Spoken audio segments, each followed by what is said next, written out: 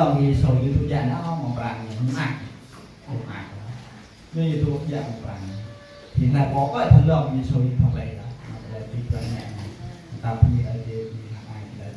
tôi nhưng mà tập như ở đây đi cho ta